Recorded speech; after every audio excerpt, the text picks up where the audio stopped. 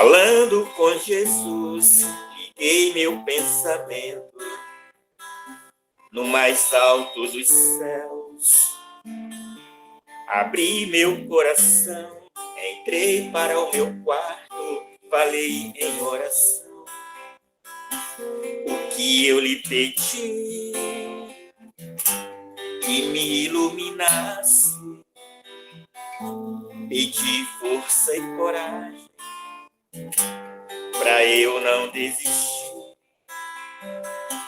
Pedi pelos irmãos, cansados e oprimidos, que vivem encarcerados, com os corações sofridos.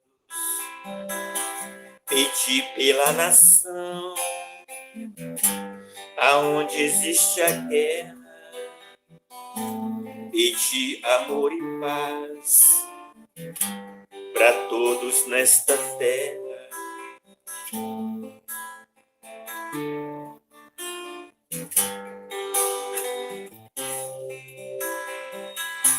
O que eu lhe pedi, que me iluminasse, pedi força e coragem para eu não desistir. Pedi pelos irmãos, cansados e oprimidos, que vivem encarcerados, com os corações sofridos. Pedi pela nação, aonde existe a guerra. Pedi amor e paz para todos nesta terra.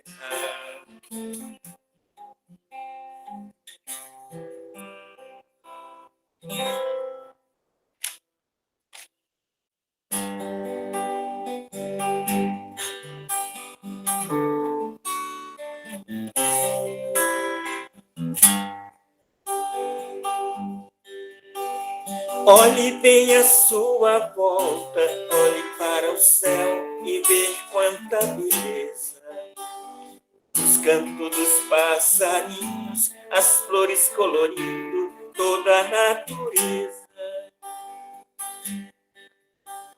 Olhe o azul do céu, enfeitado de estrelas, a imensidão do mar, o vento soprando, as nuvens passageiras. Hoje a natureza chora e sente ao ver ninguém lhe dar valor. Vê os homens destruindo toda essa beleza que o bom Deus criou. Hoje o mundo inteiro chora e sente a onda de calor, mas continua destruindo o planeta Terra que Deus abençoou.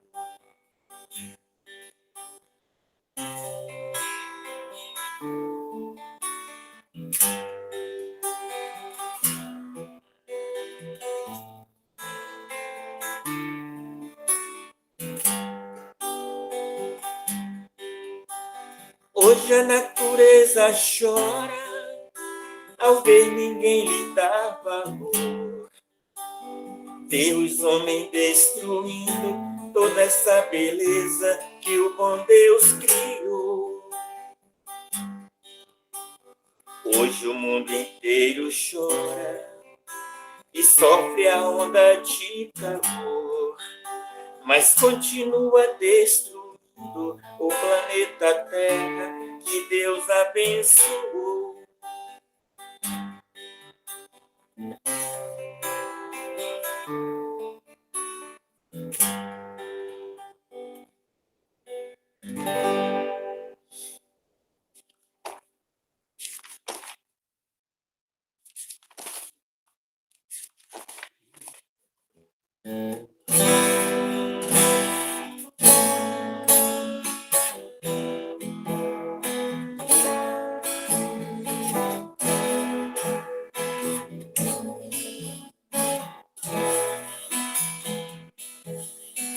Ele é a luz que ilumina a humanidade, o caminho, a verdade.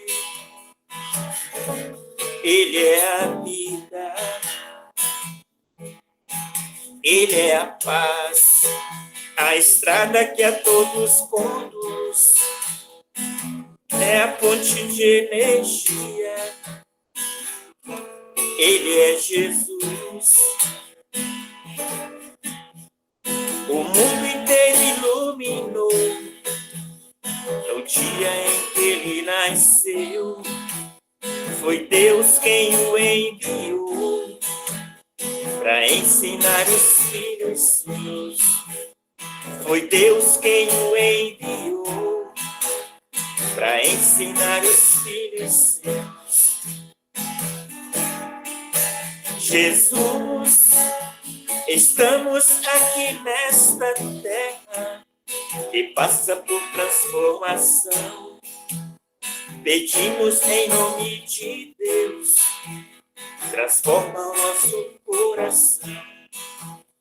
Pedimos em nome de Deus, transforma o nosso coração. Jesus, nós somos ainda crianças, precisamos do Senhor. Aumenta nossa fé, Jesus, envolva-nos no seu amor. Aumenta nossa fé, Jesus, envolva-nos no seu amor.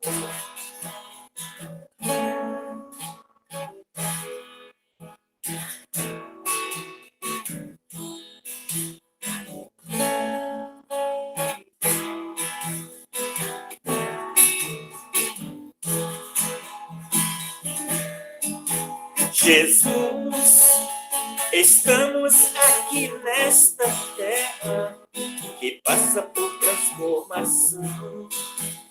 Pedimos em nome de Deus, transforma o nosso coração. Jesus, nós somos ainda crianças, precisamos do Senhor. Aumenta nossa fé, Jesus, envolva-nos no seu amor. Aumenta nossa fé, Jesus, envolva-nos no seu amor.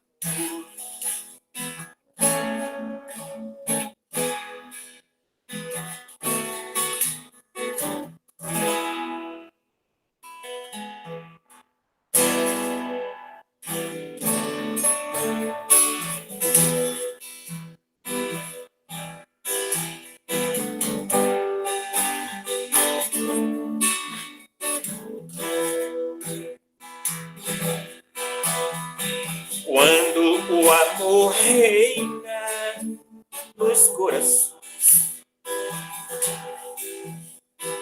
quando o homem controla as emoções, quando a guerra então cessar e o homem se arrepender, o mundo vai se transformar e o bem irá prevalecer.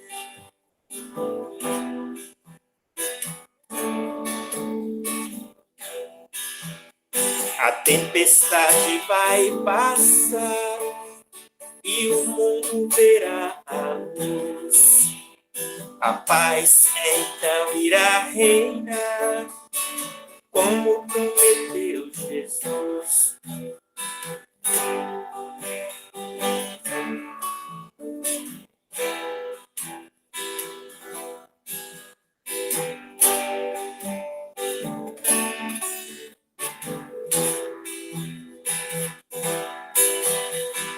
Quando o amor reina nos corações, quando o homem controla as emoções, quando a guerra então cessar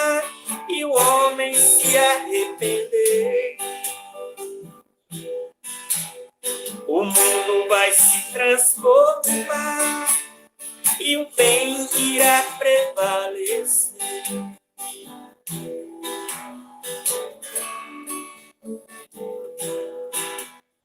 A tempestade vai passar e o mundo verá a luz.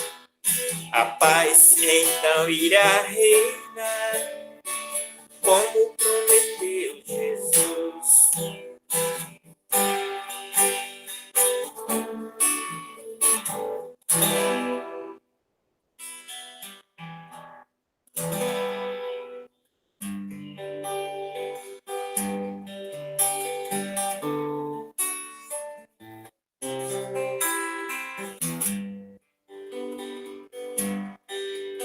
No alto daquele monte, falava para a multidão, falando com seu jeito simples, mas tocava o coração.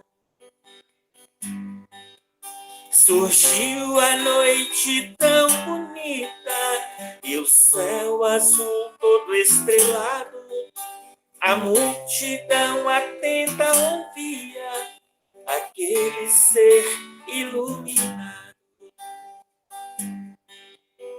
A sua voz doce e singela fez o povo adormecer. Naquela noite tão bonita, curas fez acontecer. Naquela noite tão bonita, curas fez acontecer.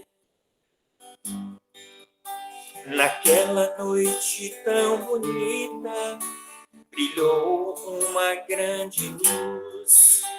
Do alto daquele monte, falava o Mestre Jesus. Do alto daquele monte, falava o Mestre Jesus. Surgiu a noite tão bonita e o céu azul todo estrelado.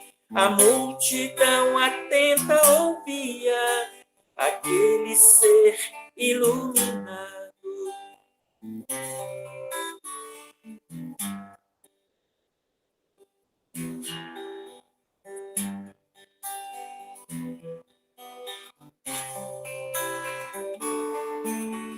Pai, eu quero te amar, tocar o seu coração e me derramar a seus pés. Mais perto eu quero estar, Senhor, e te adorar com tudo que sou e te render glórias. Aleluia, aleluia. Aleluia, aleluia, aleluia.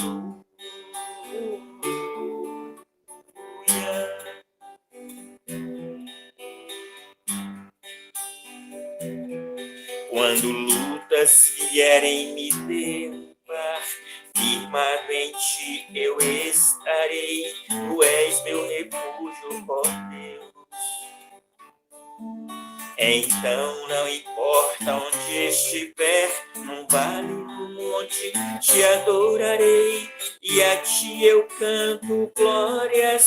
Aleluia, aleluia, aleluia, aleluia, aleluia.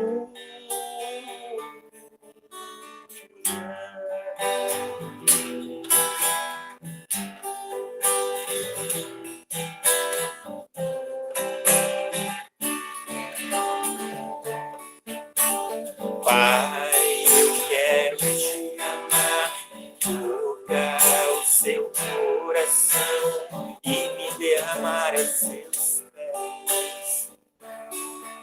Mais perto eu quero estar, Senhor, e te adorar com tudo que sou e te render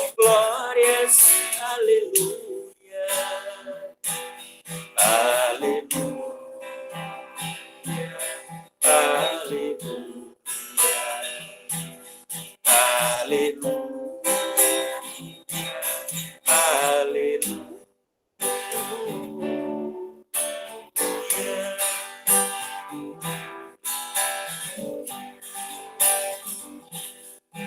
Quando lutas vierem me derrubar, firmado em ti eu estarei. Tu és meu refúgio, cordeiro. Então não importa onde estiver, no vale, no monte, te adorarei. E a ti eu canto glórias, aleluia, aleluia.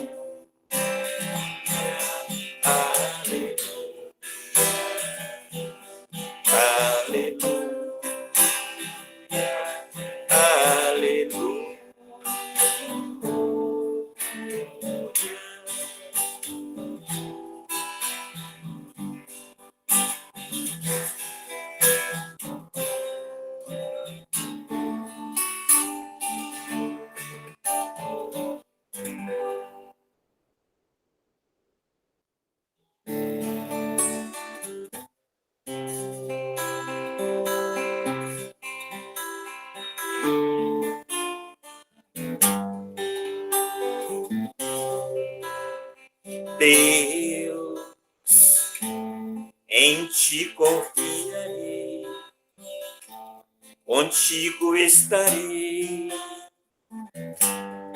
preciso de ti.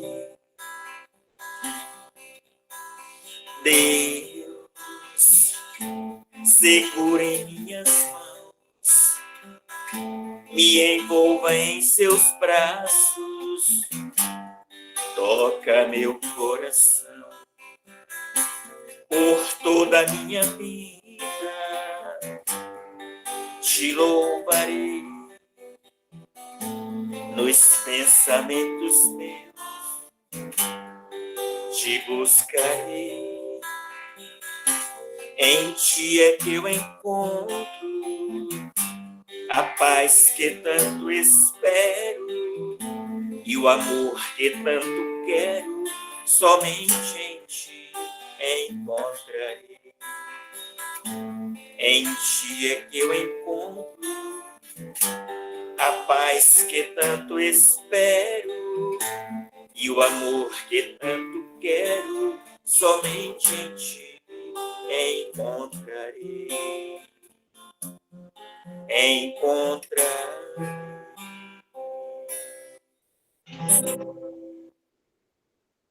Gratidão, Toninho.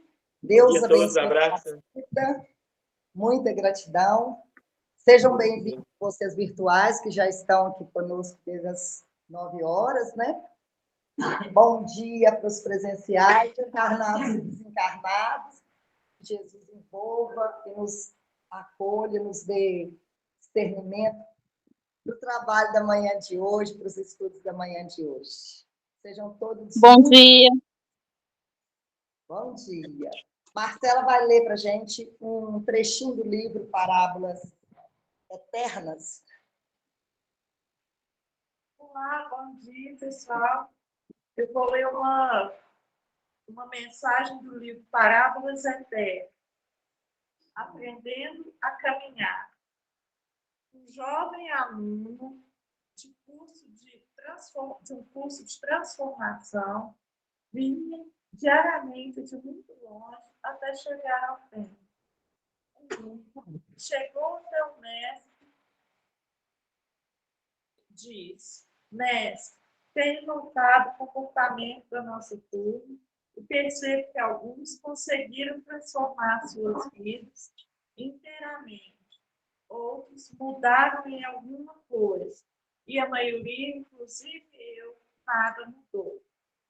Após refletir alguns segundos, o mestre respondeu: Meu caro, você vem todo dia de muito longe, não é? Sim, mestre. Você conhece bem o caminho? Claro que sim. Se alguém lhe perguntar como chegar à sua cidade, o que você faria? Eu explicaria o caminho de forma que a pessoa pudesse chegar lá sem problemas, respondeu João. você acredita que essa pessoa chegaria só com sua explicação ou precisaria percorrer o caminho? É claro que só chegará lá se percorrer o caminho. Nesse momento, o mestre concluiu. Assim são meus ensinamentos. Eu os ensino da melhor forma possível, mas só irão se transformar aqueles que realmente colocarem em prática tudo que lhes é ensinado. Todos têm a oportunidade de aprender o caminho, mas só aqueles que fazem o percurso chegam. Gratidão, Marcela. Bom, gente, então vamos fazer a nossa prece. Vamos elevar o nosso pensamento a Deus, a Jesus. Vamos aproveitar as energias salutares da música que o Toninho nos proporcionou.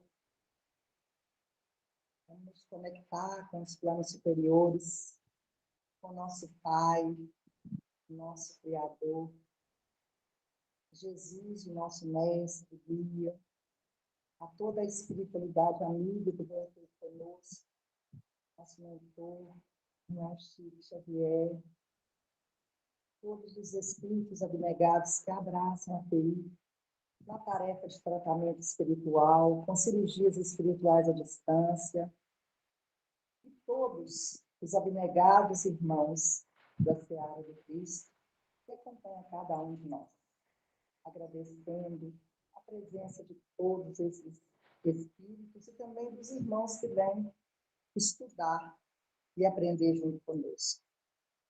Gratidão, Senhor, pelo dia lindo que nos proporcionou, pela oportunidade de mais uma reencarnação, por estarmos aqui com essa oportunidade única de aprender mais. E pedimos que o Senhor coloque um pitado do vosso amor nas nossas almas, modificando-as. E olhe por todos os nomes que estão escritos nos cadernos de Deus. Cuida, Senhor, de todos os irmãos que neste momento sofrem, nos dois planos de vida. Coloco hoje a aniversariante, Luana Custódio de Jesus Silva. Ela receba as vibrações de amor que ela tiver nesse momento. Muitas bênçãos. E todos aqueles, Senhor, que neste momento gritam em aflição, em desespero, com alguma doença, com algum mal, nossos irmãos suicidas, todos possam receber essas vibrações de amor. E envolva todos nós aqui no salão, todos os virtuais, e cuide, Senhor, para que saiamos todos com muito mais aprendizado. Ilumina nosso expositor da manhã de hoje, Vicente Andrade, que ele possa nos encher de mais aprendizado com o Senhor. Gratidão, Senhor, gratidão. Graças a Deus. Bom, pessoal, então, Vicente, 1 hora para falar para nós, até às 10h30. Vamos lá. Até às 10h33, tá? Né? Eu estava tentando colocar em mais grande. Mas eu não sou muito, né? Tá bom assim. É bom que eu veja a turma. Aí você vai ver a Ademir, Emerson, Luz Dalva, Berenice, tá? Estou tentando. Bom dia. Muito bom dia a todos. Bom dia a vocês que estão em casa, participando conosco. Bom dia a todos aqui que estão comungando o mesmo espaço que nós. Nós estamos iniciando hoje a execução de uma proposta que a Cida trouxe, para a gente estudar as bem-aventuranças numa sequência, porque as bem-aventuranças elas são encadeadas, a primeira, a segunda, a terceira, até a sétima oitava. Há uma interdependência entre elas. Então, Então, a ideia é a gente estudar, iniciando pela primeira, obviamente, que é a base de tudo. Sem essa primeira, as outras não acontecem. Sem a segunda, a primeira e a segunda, as outras não acontecem, e assim sucessivamente. Entendendo que as bem-aventuranças constituem aí, para nós, o roteiro de redenção, um roteiro de evolução, um roteiro de progresso. E ela é antagonista a todos os vícios. Elas são antagonistas a todos os vícios morais que nós temos. Da mesma forma que nós temos as 7 bem-aventuranças nos conduzindo para o progresso, nós temos os 7 pecados capitais nos puxando para a retaguarda, nos retendo na retaguarda. Então, é bom que a gente vá associando esses 7 aí, e não é 7 também, por acaso, são 7 pecados capitais. São 7 bem-aventuranças que nós vamos estudar. Não é por acaso o 7. O 7 aí, ele aparece não como um numeral, mas como uma ideia de quantidade infinita. Quando Pedro pergunta para Jesus quantas vezes deveria perdoar, Jesus, então, traz para nós aquela série de orientação. Não só se Pedro pergunta se deveria perdoar 7 vezes, até 7 vezes. Jesus, então, fala, não, na verdade é 70 vezes 7. O que não quer dizer que seja 490 vezes, e 490 vezes a gente, às vezes, perdoa numa semana alguém que é de relacionamento mais exigente para a gente. Esse 7 aí acena para o infinito. São os 7 pecados capitais, que direciona a gente para o erro. São os 7 castiçais do Apocalipse. São as 7 cores básicas do arco-íris, que combinadas definem toda a tonalidade do universo conhecido por nós. Quando você olha assim, você vê que toda tonalidade ela tem uma derivação que é da combinação das 7 cores básicas. Aqui nessa sala nós temos infinitas cores, infinitas tonalidades, que são todas elas fruto de combinação das 7 cores básicas. Então, da mesma forma que as 7 cores básicas definem toda a tonalidade do universo conhecido, os 7 pecados capitais, as 7 bem-aventuranças, os 7 dias da semana. Eu estou querendo fechar no 7 para a gente chegar nas 7 bem-aventuranças, tá? Para a gente entender a importância desses 7 aí, não como um número ou um numeral, mas acenando para uma quantidade infinita de transformações e de mudanças. Para a gente chegar na seguinte conclusão: não há outro caminho para a gente seguir no nosso processo de combinação de valores para definir a cor da nossa felicidade, se nós não considerarmos as 7 bem-aventuranças. Então, Jesus traça aí um roteiro para nós. E isso está no Sermão do Monte. Falar de Jesus, a missão de Jesus, um pouquinho. Jesus, o que Jesus veio fazer aqui na Terra? Qual é a missão dele, hein? A gente pode participar, tá? Fiquem à vontade. Qual é a missão de Jesus aqui na Terra? O que ele veio fazer aqui?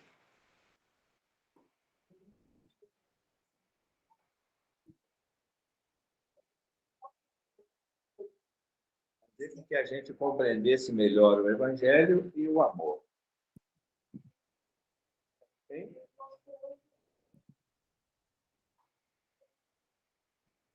E aí ele fala, ele mostrou o caminho, ele fala, eu sou o caminho, a verdade, a vida. Mas Emmanuel traz para nós uma justificativa, uma razão muito fundamental de Jesus, como missão de Jesus. Ele fala que a grande missão de Jesus foi compartilhar, comungar com a humanidade o pensamento de Deus. Eu achei isso muito interessante, Porque o pensamento de Deus ele é expresso nas suas leis divinas. Deus se expressa por intermédio das suas leis. E a missão fundamental de Jesus aqui foi ensinar as leis divinas e cumpri-las. E vivenciá-las. E a gente não está aqui hoje por causa do que ele falou. A gente está aqui por causa do que ele falou e viveu. E vivenciou. Porque muitos outros vieram e falaram, e a gente não o seguiu. Agora, ele veio, falou e viveu e exemplificou. Então, a força do exemplo dele traz a gente aqui hoje, com mais intensidade.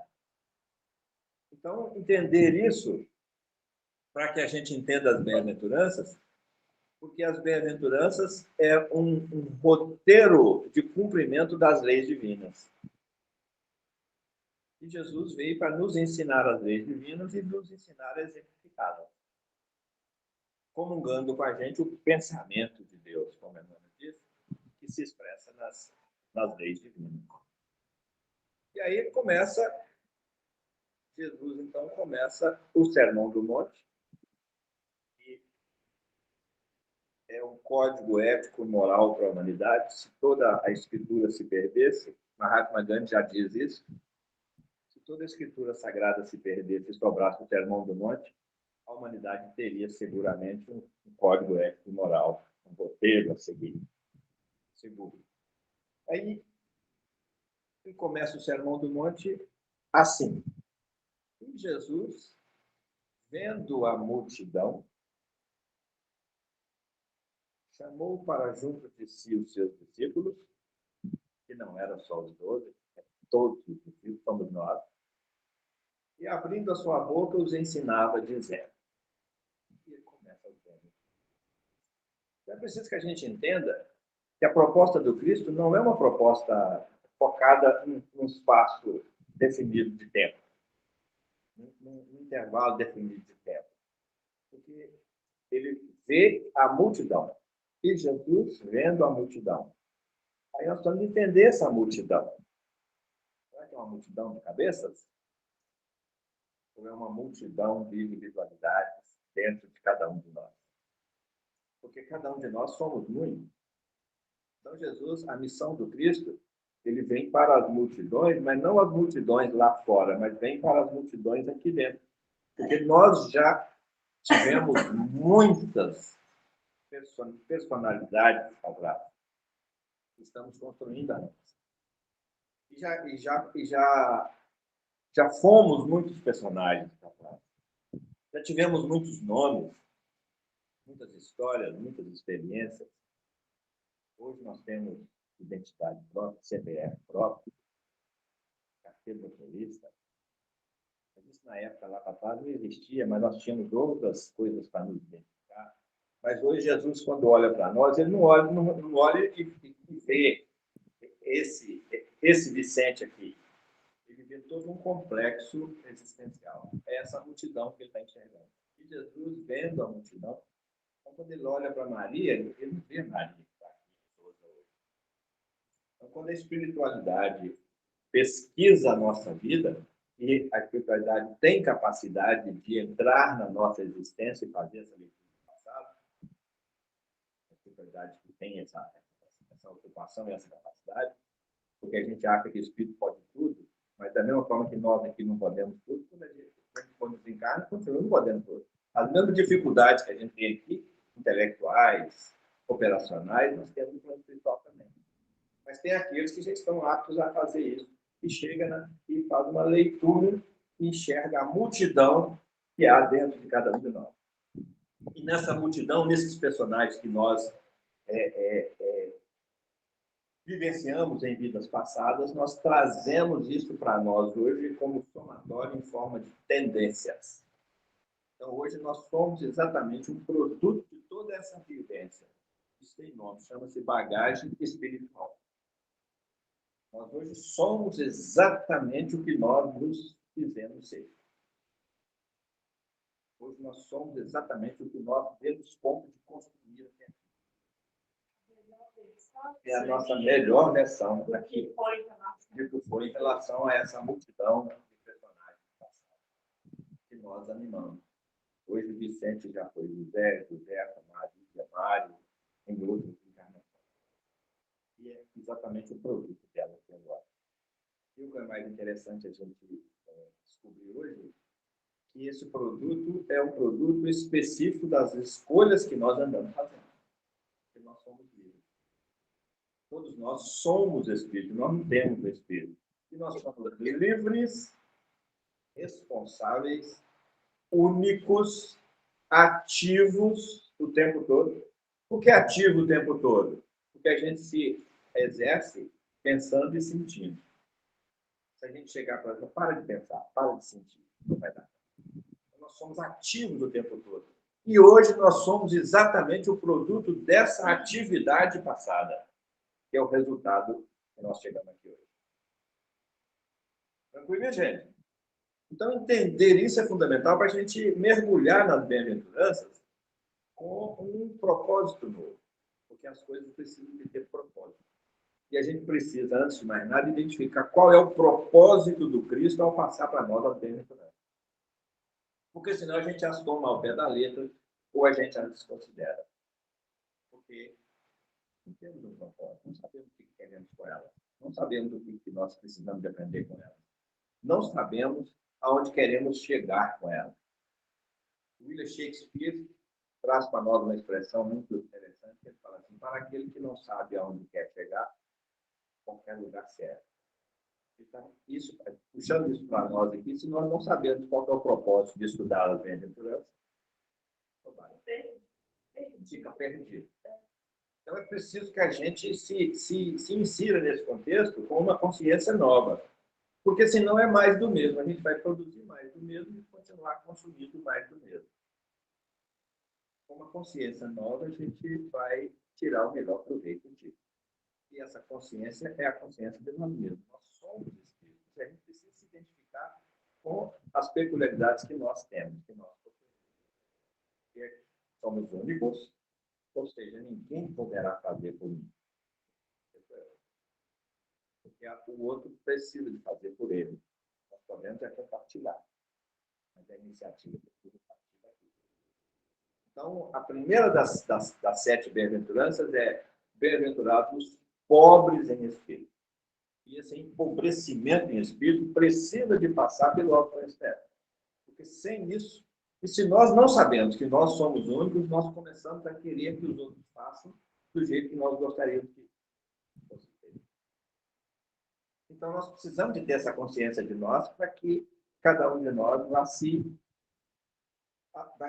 assumindo como sujeito da própria história e, ao mesmo tempo, vai tomando para si as responsabilidades dos próprios atos. Então, nós somos únicos. A partir daí, nós mudamos completamente uma consciência de responsabilidade, porque quem precisa fazer sou eu. Posso querer que o outro faça. E eu não posso também me permitir mais, a partir daí, querer julgar ou criticar o jeito que o outro está fazendo. Aí entra um componente fundamental, que é respeito. A gente respeitar o outro. Respeitar o outro do tamanho que ele é. Isso é empobrecimento. Porque a gente, às vezes, quer ser maior, quer ser mais reconhecido. Então, a partir do momento que a gente começa a identificar no outro com um pouco de misericórdia, fica aí. Misericórdia, miséria e coração.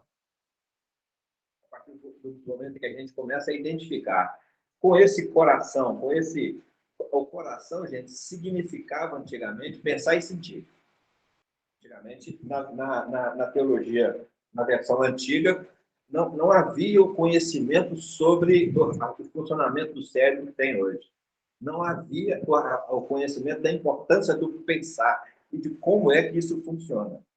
Hoje a ciência desvendou isso. Antigamente era só sentir. A boca fala daquilo que está cheio o coração, não é o que Jesus ensina? É porque é o que nós conhecemos como complexidade de ação, o coração. Eu não mexia com a cabeça naquele momento.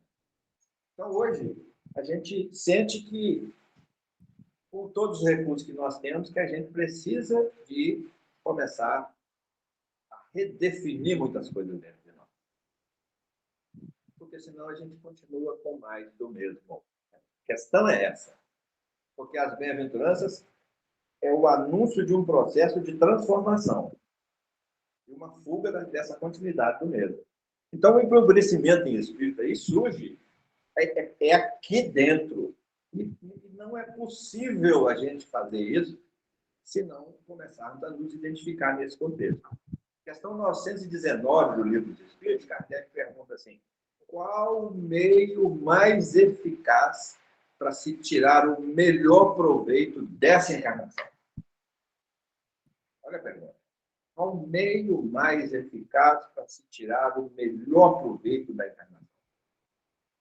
Os Espíritos respondem assim: um sábio da antiguidade, conheça-te a ti mesmo.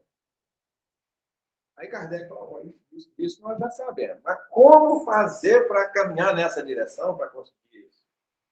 Aí vem Santo Agostinho, traz para nós, no comentário à questão 919, Santo Agostinho traz para nós um roteiro, uma cartilha de como é que a gente precisa de comportar, se enveredar, se pesquisar um pouco mais, para poder caminhar na direção do autoconhecimento. Porque senão deixa a vida me levar, a vida leva eu e pronto. Aí não precisa. Então, Santo Agostinho traz essa cartilha, que é um comentário da questão 919, que a gente precisa de começar a estudar com mais conhecimento, com mais profundidade, a recomendação de Santo Agostinho. Porque ele está caminhando, está instrumentalizando a gente para caminhar na direção da primeira bem-aventurança, que é de empobrecimento em espírito. É em espírito, gente. Isso não quer dizer que pobre de espírito seja espírito pobre, não. Aí tem que considerar a relatividade do que é riqueza e do que é pobreza. Porque muitas vezes nós consideramos ricos em termos materiais. Mas aqui Jesus não veio falar para a matéria a hora nenhuma. Quando a gente pegar o Evangelho para estudar, vamos arrumar duas cadeiras. Senta numa cadeira, larga o corpo lá e pede espiritualmente, vem para outra. Deixa o corpo lá. Porque Jesus não veio falar para o corpo, para a matéria. O empobrecimento em espírito é de valores, é de moralidade. Exatamente, é de moralidade. E Kardec pergunta sobre o que é, como podeis definir moral? Lá no livro dos Espíritos.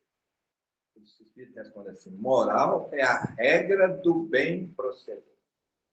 Então, o empobrecimento em espírito, na verdade, é esse processo de moralização. Porque muitas vezes a gente procede mal porque é rico em espírito. Por causa do orgulho. Exatamente. Então, aí chegamos na primeira bem-aventurança, que é a base de tudo.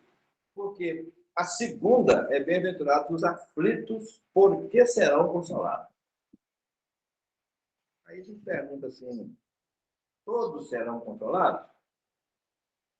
Aí a conclusão que a gente chega é: sim, todos serão consolados. Por quê? Porque Deus é soberanamente justo e bom. E não deixaria um filho seu sem consolo. Mas Deus, nessa soberana justiça e bondade, é a expressão do respeito à individualidade do outro. Nem Deus invade o nosso livre-arbítrio. Isso a gente é chamado a trazer para si a responsabilidade de ficar consolável. Porque enquanto nós não ficarmos consoláveis, nós não vamos ser consolados. Por quê? Porque faz parte do processo de receptividade de ajuda. Francisco de Assis fala para nós assim: é dando que se recebe. Então, ele está falando assim: no ato de dar e receber, você tem uma oportunidade de se empobrecer um pouco no espírito para ficar mais consolável. Porque no ato de dar e receber, muitas vezes nós queremos dar com facilidade as coisas para as pessoas, mas não somos capazes de virar a mão. É porque ainda estamos ricos em espírito. Nos achamos os tais e não precisamos, nem precisamos. Então, quando a gente caminha nessa direção de buscando linkar essas questões que chegam até nós como forma de a gente vai arrumando ferramentas, dar uma baixada na bola. Então, na verdade, empobrecer-se em espírito é, espiritualmente, baixar a bola, como dizem na gíria. O que é baixar a bola? Peraí, aprenda a ser do seu tamanho. Às vezes você está querendo ser maior que você é. E depois que chegaram as redes sociais, chegou o celular, as redes sociais, a gente cresceu muito. A humanidade, as pessoas cresceram muito. E aí a gente vai repensando e redimensionando isso tudo na nossa vida para ressignificar para nós o que é empobrecimento. Então, a gente vai descobrindo, toda vez que nós caminhamos para a humildade, nós estamos empobrecendo em espírito. Porque a humildade é a antagonista do orgulho. E o orgulho, segundo os espíritos, é que são as duas chagas da humanidade. O que quer dizer isso? Orgulho e egoísmo. O que quer dizer isso? Todos os vícios morais, chamados de pecados, chamemos o que quisermos, mas todos os vícios morais, todos os defeitos da criatura têm uma geratriz, uma raiz, que se situa no orgulho e no egoísmo. Então, quando o orgulho e o egoísmo se combinam, ou individualmente, porque também normalmente onde está ou está, a gente vai descobrir, por exemplo, dos 7 pecados capitais. Vamos pegar a inveja. Quem quer é filho? Do orgulho ou do egoísmo? Ou dos dois? Por que eu tenho inveja? Porque eu acho que eu sou melhor que ele e quero o que ele quer para mim. E por que eu sou egoísta? Porque não ele para mim. Aí a gente vai vendo. A mentira. Filho de quem? Do orgulho e do egoísmo. Eu não vou mentir, eu não vou falar a verdade, porque eu vou me expor. Expor quem? Eu. E a gente vai amarrando isso tudo. Quando a gente pega um pecado capital, por exemplo, a cobiça, um dos 7 pecados capitais, a cobiça. O que é a cobiça? Querer correr atrás. Desejar fortemente investir todas as energias em ajuntar. Entendeu? O que é do outro. Orgulho e egoísmo. Mais um pecado capital. A gula. A gula. O que é a gula, gente? É não ficar satisfeito. Mas a gula que a gente fala, a gula do pão, do sanduíche, do feijão com arroz, do alimento, é a menos nociva que nós podemos ter. Porque vai prejudicar o corpo, vai prejudicar muito menos do que a gula por poder, muito menos do que a gula por sexualidade, por sexo, ato sexual, prática sexual, a gula por dinheiro, bens materiais. Aí, como é que isso combina? Como é que a gula combina com o empobrecimento em espírito? São então, quando a gente pega a mentira, a gula, a cobiça, a prepotência, o que é? Filho de quem? Do orgulho. O autoritarismo é filho de quem? Do orgulho. O uso da força para conseguir as coisas na vida, orgulho e egoísmo. E assim a gente vai identificando isso e aprofundando um pouco mais para a gente entender o que é o empobrecimento em espírito. Porque a partir daí nós somos levados a trocar valores em nós, de alguma forma. Porque o que Jesus fala para nós é aquele que quiser seguir-me, renuncia-te a ti mesmo, tome a cada dia a sua cruz e siga-me, não é? Então, o que é renuncia-se a si mesmo? O que eu sou? A roupa que eu tenho, os bens materiais que eu tenho, o poder que eu tenho aqui, o que eu sou? Então, eu preciso entender isso, porque cada um de nós, é exatamente o resultado dos seus valores. Então, eu sou um conjunto de valores que eu trago em mim, e que eu construí através dessa bagagem, montei nessa bagagem espiritual, e esses valores é que sustentam a minha personalidade aqui hoje. Isso é que eu sou. Emmanuel fala para mim fala para nós, na primeira frase do livro Pensamento de Vida, Emmanuel fala para nós assim, a casa mental, o que é a casa mental? É o que você é. A casa mental é o espelho da vida em toda parte. O que ele está falando? Onde você vai, você se leva. Onde você está, você é. E se estabelece como tal. Então, quando a gente vai trabalhar esses valores que a gente traz, que sustenta a nossa casa mental, que constitui a nossa personalidade, aí nós vamos identificando que nós trazemos alguns valores tribo, mas nós trazemos também alguns valores de ouro. E que nós precisamos de renunciar a nós mesmos, né? Renunciarmos a nós mesmos, segundo a recomendação de Jesus, para poder segui-lo. O que é seguir Jesus? Caminhar na direção das velhas. Então, aí a gente vai entendendo isso diferente a partir daí, e isso vai tendo um sentido novo para nós. Qual foi a palavra que nós falamos que precisava de ter lá no início?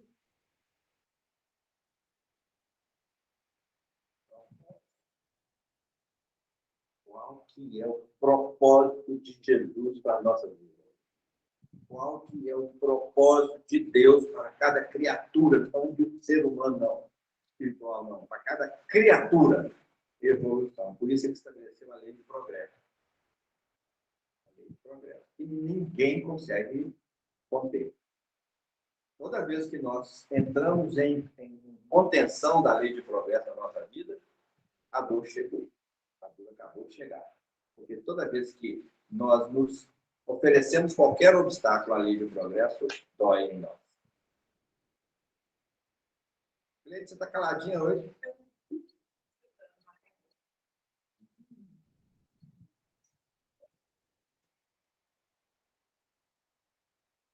Orgulho e egoísmo.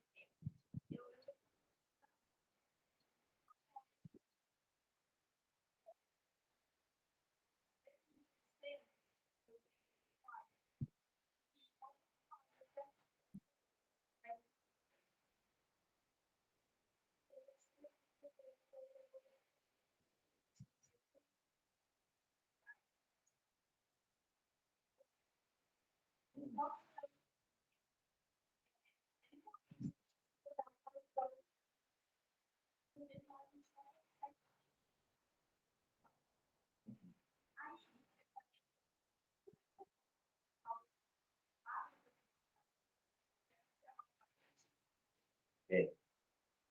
Ela falou que tem horas que a gente precisa de pensar, de ser um pouco mais reservado, né? E mais equilibrado. Tudo na vida requer equilíbrio. Porque isso em relação ao egoísmo, que está trazendo para nós. E que tem horas que a gente precisa de se cuidar um pouco mais em relação a essa expressão, né? E ser um pouco mais individualista, vamos chamar assim. Então, aí caberia assim, uma linha muito sutil a gente identificar esse individualismo pelo egoísmo.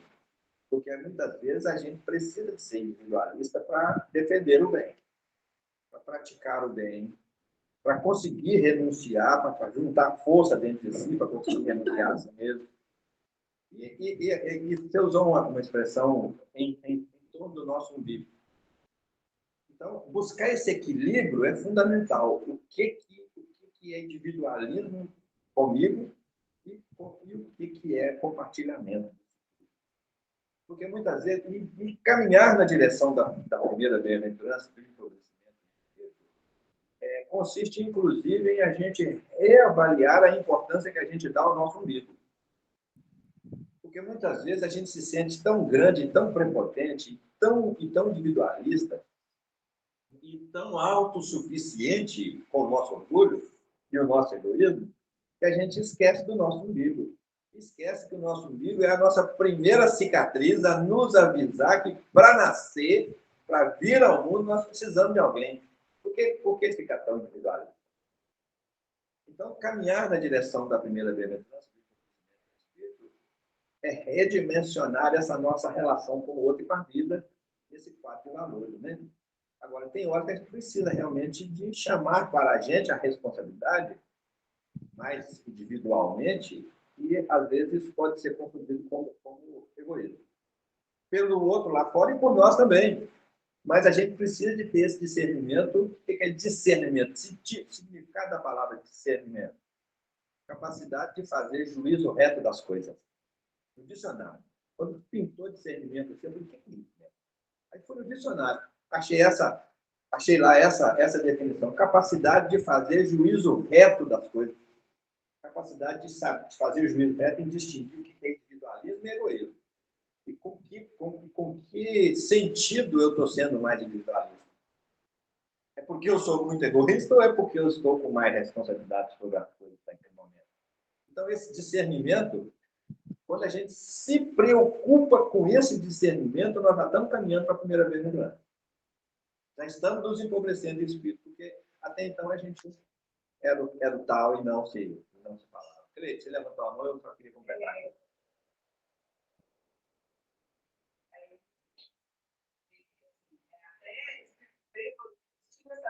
Chega ao momento que até que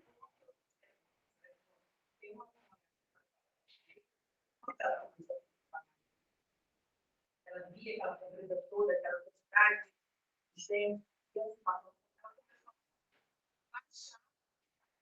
ela comer, comia, não, porque ela ia pela igreja,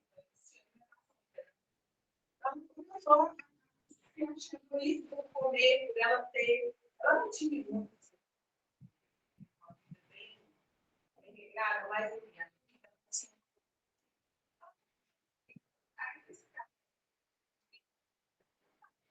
ela não tem, não consegue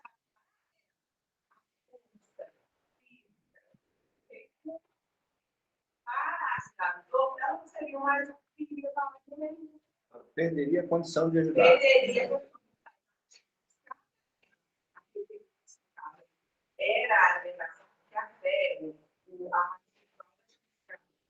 seria a alimentação para ela ter física, para poder ajudar o brigar, acudir. Então, assim, olha a evolução da natureza. Naquele momento, ela ainda chegou a essa decisão.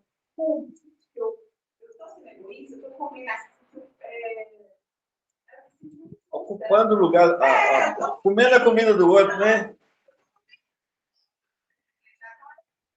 Faltou a ela o discernimento naquela hora. Sim.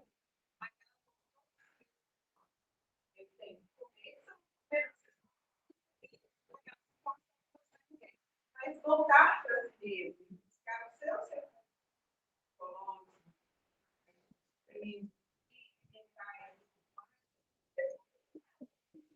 uma preparação.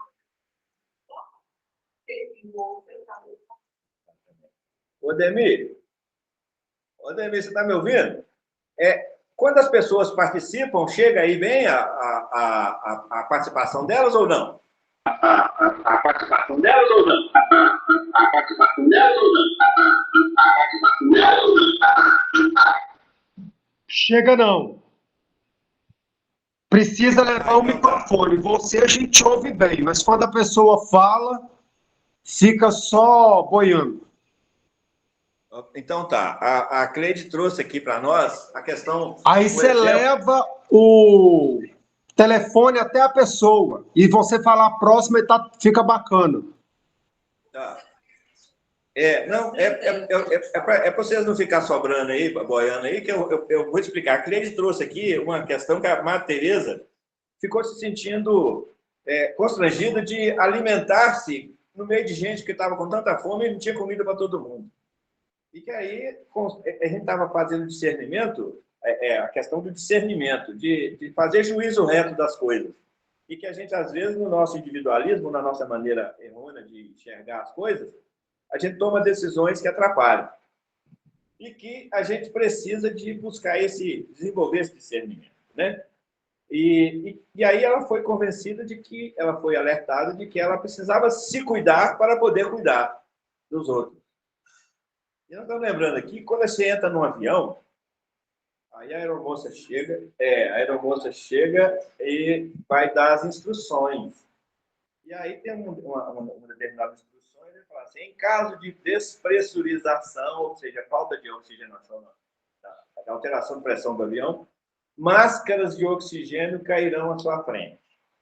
E aí ela faz uma recomendação. Primeiro, coloque-a em si, para depois colocá-la nas crianças. Por quê? Porque se eu for colocar nas crianças sem ar, eu vou morrer, eu não vou ter condição de socorrer. Então, assim, a gente às vezes não, a gente precisa de desenvolver nesse senso, porque senão há situações em que, se a gente se equivocar, a gente passa da condição de colaborador para dependente, para necessitar. Então, isso é aquisição gradativa de sabedoria. E a gente, às vezes, tem muito conhecimento, mas não constrói sabedoria com ele. Né? É difícil falar não. É difícil falar não. A gente precisa discernir sobre isso, de que o não e o sim, dependendo da circunstância, ele tem a mesma força de ajuda, é a mesma força, poder de ajuda, poder de construção. E quando a gente consegue chegar nesse discernimento, nós já estamos descendo para a primeira bem-aventurança. Descendo não, subindo para a primeira bem-aventurança. Só que para subir a gente tem que se abaixar. Antes tem que coisa. Por isso, essa bem-aventurança, bem-aventurada dos pobres em espírito, ela é tão desconhecida e tão confundida e tão mal entendida e tão complicada às mentes das pessoas, porque confunde espírito pobre de espírito com espírito pobre. Ou não entende muito bem o que Jesus... A partir do momento que a gente espiritualiza a abordagem, aí nós levamos para o empobrecimento espiritualmente. Aquele que se eleva será rebaixado. Aquele que se exalta será humilhado. Não é assim que Jesus falou para nós? Então, aí, quando a gente começa a entender nesse sentido, aí a gente começa a ter uma compreensão diferente dessa primeira bem-aventurança. Alguém falar?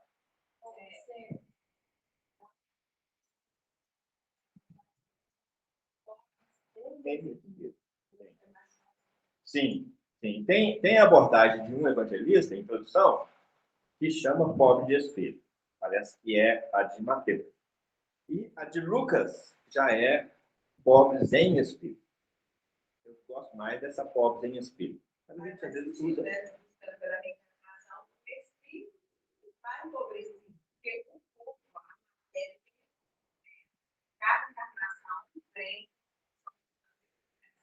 Exatamente.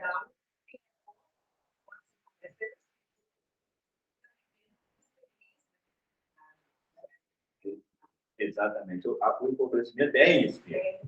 Ô, gente, eu queria trazer também uma reflexão também.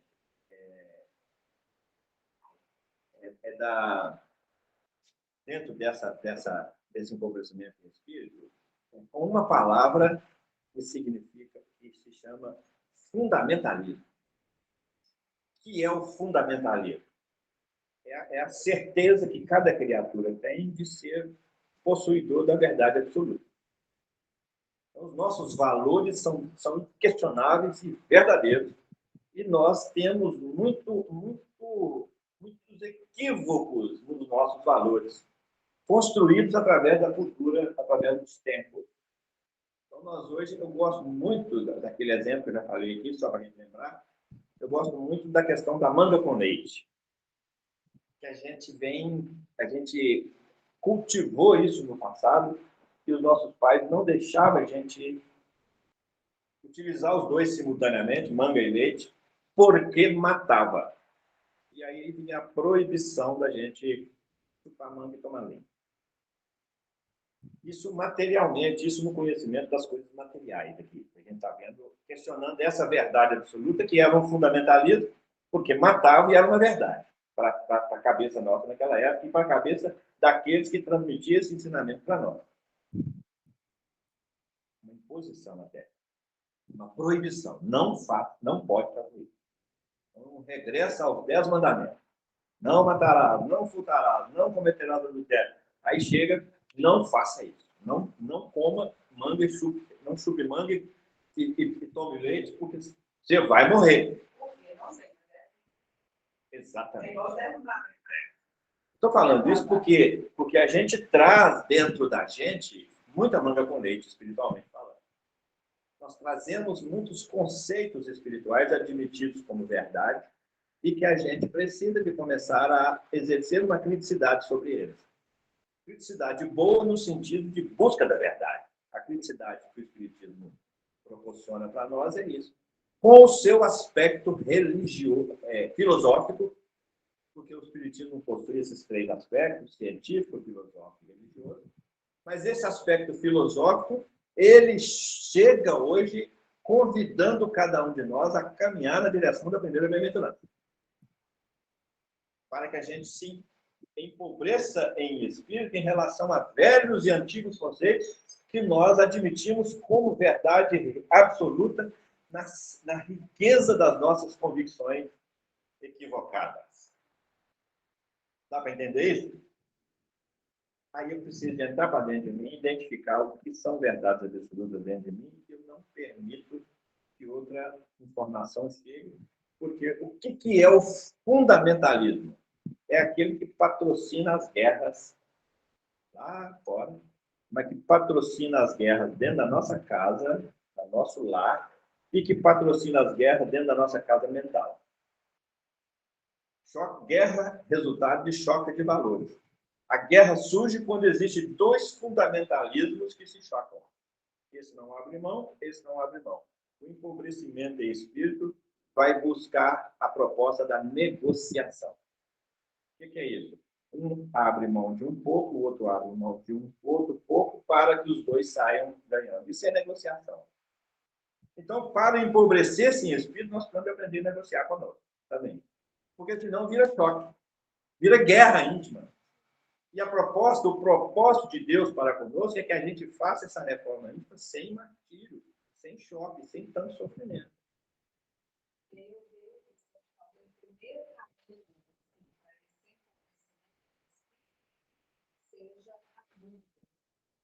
Porque quando eu estou indo embora, isso será que eu estou cuidando, será que eu estou me amando? Sim. Pois estou sendo egoísta ao dizer não, ao deixar de ser boazinha e tentar ser boa, porque o bonzinho comporta nem sempre é uma pessoa. Então, quando a gente começa a fazer isso aqui, entre um e outro e analisar, eu vejo que a gente está caminhando para esse empobrecimento, que é despir de coisas que a gente às vezes com certeza, mas que nos engrandecia como negativo espiritualmente. Então, cada corpo sabia, uma coisa não sabia, dono sabia, sempre eu, diferente desse que eu estava preparando. Porque se eu falar assim, eu vou estar me ferindo muito mais do que se eu dissesse um não, que aparentemente vai ferir, mas depois a gente pode chegar no nível. Exatamente. Está sendo trazida aqui a questão de novo do sim e do não, né? Que a gente precisa se posicionar. E o convite para a reflexão de novo, da gente começar a questionar, começar a duvidar. A primeira bem-aventurança nos convida para essa reflexão. E esse aspecto filosófico do Espiritismo nos convida a exercer-se criticamente perante as verdades absolutas que nós temos consumido e produzido. Olha aí, gente. Nós consumimos verdades absolutas e produzimos verdades absolutas para nós. E toda vez que uma coisa é absoluta dentro de nós, ela é intocável. Então, nós nos apegamos a isso. Então, precisamos de começar a questionar isso dentro de nós para que o novo chegue. Porque Porque Jesus veio e disse assim, eu não vim trazer paz à terra. Eu vim trazer foi a dissensão, foi a discórdia. Ele está falando da discórdia coletiva? Não, ele está falando da discórdia dessa multidão que mora dentro de mim. Que eu trago dentro de mim valores muito antigos, de experiências muito passadas, muito distantes, e que ainda refletem em mim hoje, em forma de tendência. Eu vim trazer foi a discórdia, a dissensão dessa multidão dentro do ser. Eu vim foi colocar o homem contra seu filho.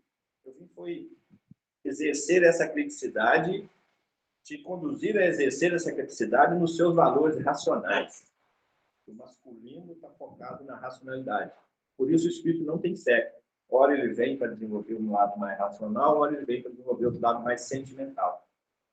Então o nosso racional, a nossa racionalidade está em choque, está em conflito o tempo todo, a partir do momento em que nós começamos a exercer essa criticidade. Aí precisamos de começar a desenvolver discernimento com base no conhecimento diferente, que o Espiritismo vem trazer para nós, para que a gente promova as mudanças para o empobrecimento em espírito. Olha isso. Então aí a gente, quando vem falar para nós, quando Jesus fala, não vim trazer paz à terra, vim trazer foi a dissensão, a discórdia, o embate. Ele está falando do nosso campo íntimo. Porque nós temos muito de racionalidade e de choque de racionalidade dentro de nós. O homem com seu filho. Quem que é o filho da razão? Como a polaridade homem. Quem que é o filho da razão? É a razão nova, é a racionalidade nova que chega, que é filha de todo um contexto que a gente já vem construindo e, de repente, nós começamos a pensar diferente, a raciocinar diferente. Então, chega um novo, hein? Eu hoje, Andréia, sou filha de todas as experiências Exatamente. anteriores, né? A gente é filho das experiências anteriores desenvolvidas através da racionalidade.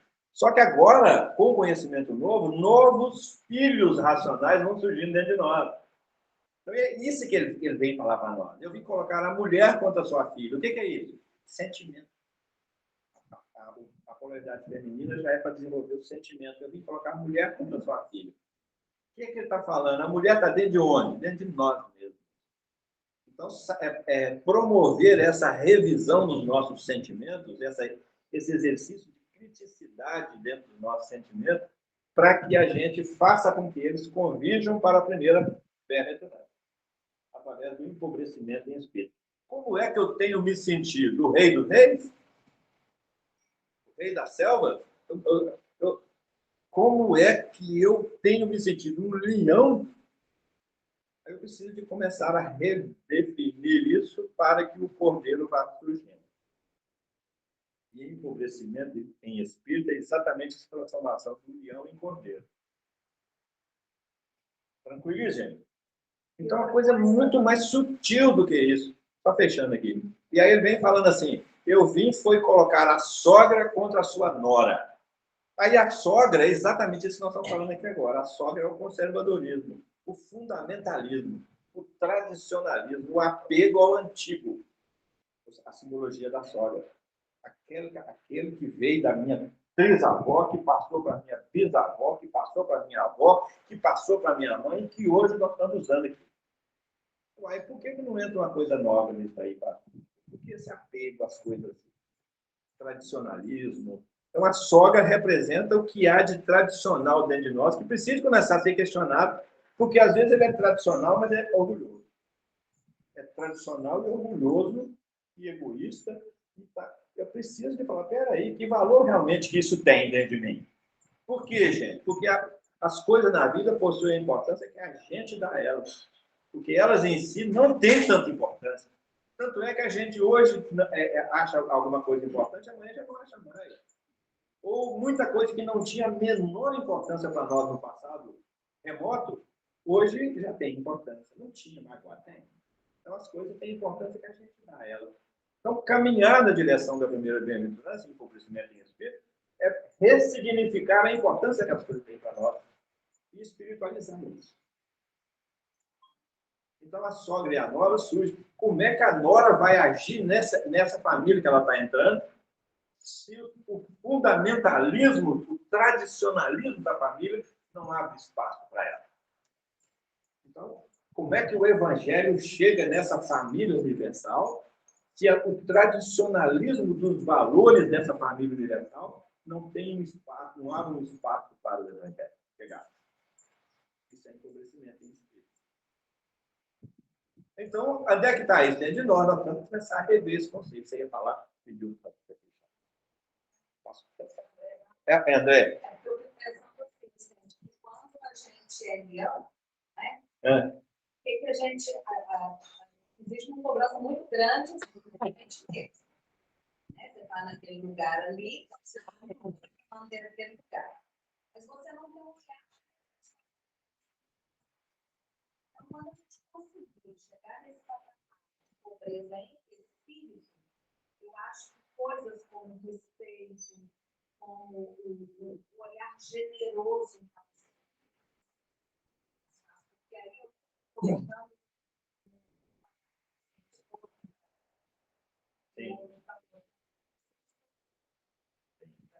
André estava trabalhando aqui a diferença entre ser leão e ser cordeiro. Quais os valores e sentimentos que sustentam o leão e quais que sustentam o cordeiro? Então, pegando como cordeiro a imagem do Cristo, né? Porque ele é a simbologia do Cristo, aí é o cordeiro, né? Que foi imolado, inclusive, para ser sacrificado para a humanidade. Que foi morto na cruz para ser sacrificado. Então, pegando do leão para o cordeiro, e o leão, a águia, era o poder, né? Era o fundamental, era o dominante. Então, de repente, no meio de um dominante do Império Romano, Jesus chega como cordeiro no meio daquele monte de animal agressivo. Só que esses animais agressivos moram dentro de nós. É eles que nós precisamos amansar dentro de nós. Porque a gente tem um leão dentro de nós, tem a águia dentro de nós, tem um rato dentro de nós, né? Tem um roedor. A gente tem... Ou seja, é preciso... E também, evolutivamente, nós acabamos de sair do reino animal e trazemos muitas tendências animalescas dentro de nós. Então, caminhar na direção da primeira bem-aventurança em empobrecimento de espírito é a gente ir amansando os animais bravos que tem dentro de nós. Tem até aquela fábula, né? Tinha dois cachorros, dois lobos brigando, e os espectadores olhando, e aí alguém perguntou: qual dos dois irá vencer, né? E aí vem a resposta: aquele que for mais bem alimentado. Se se alimentar mais, é que vai sair. Então, o empobrecimento do espírito consiste em que escolha eu faço de alimentação para esses animais que moram dentro de mim. Ou quem não tem uma raposa dentro de si? Aquela astúcia que quer passar a perna nos outros. Aquela astúcia que quer levar vantagem em tudo. Aquela astúcia que a farinha é pouca, meu pirão primeiro. Orgulho e egoísmo de novo. Quem não tem essa raposa dentro de si? De não pensar no outro, de não olhar o bem do outro, mas olhar o bem só de si. Aí, o que Jesus fala para nós sobre isso? Como é que você vai tratar o outro? Se você tiver dúvida de como é que você vai tratar o outro, pensa nisso. Trata o outro do jeito que você gostaria de ser tratado. Então, ele dá a senha para a gente ir trabalhando esses valores no sentido de caminhar na direção da segunda bem-aventurança. A gente, vocês perceberam que nós nem tocamos nem a frita aqui, né? E a ideia hoje hoje eram as duas. Então, na próxima, em vez de ser seguir, nós vamos gastar mais um dia para a gente falar dos aflitos. Porque não coube, porque a gente precisa trabalhar bem essa parte, essa fundação desse edifício chamado Bem-aventuranças, essa fundação, essa base. Quanto mais a gente trabalhar nela, mais nós vamos redefinindo as outras. porque essa aqui é que vai clarear as outras. Todo o edifício das outras bem-aventuranças vai estar assentado nessa aqui.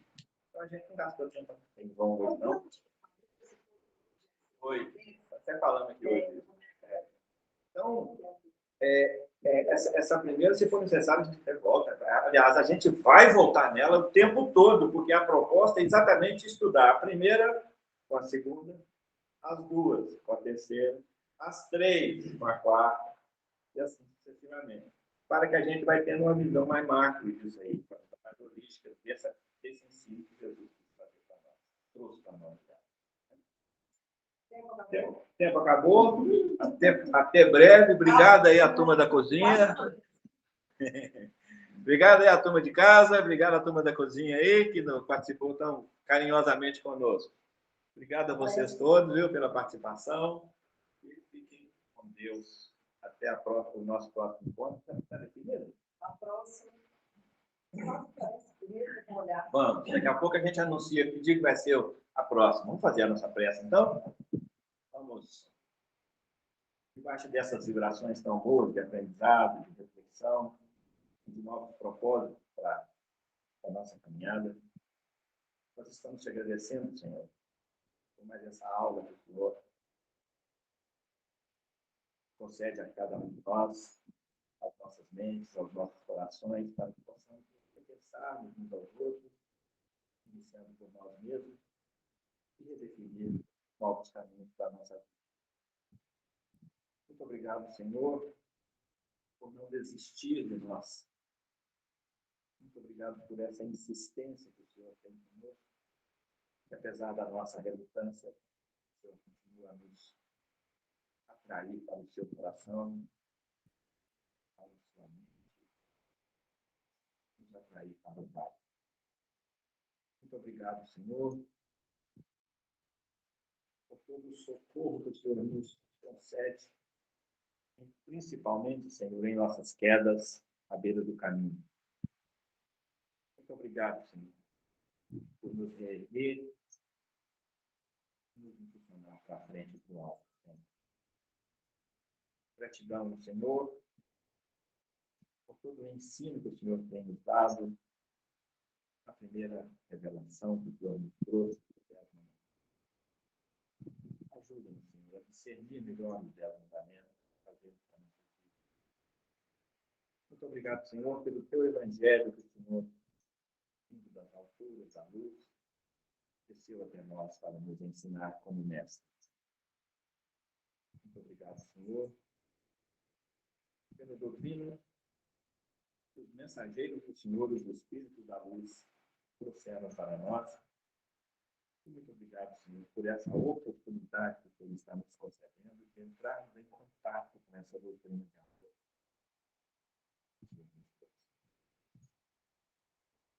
Ajuda, fortaleça-nos, para que não venhamos a fraquejar e a desanimar, a desistir. Desperta em nós a importância dessa tua doutrina em nossas vidas de hoje.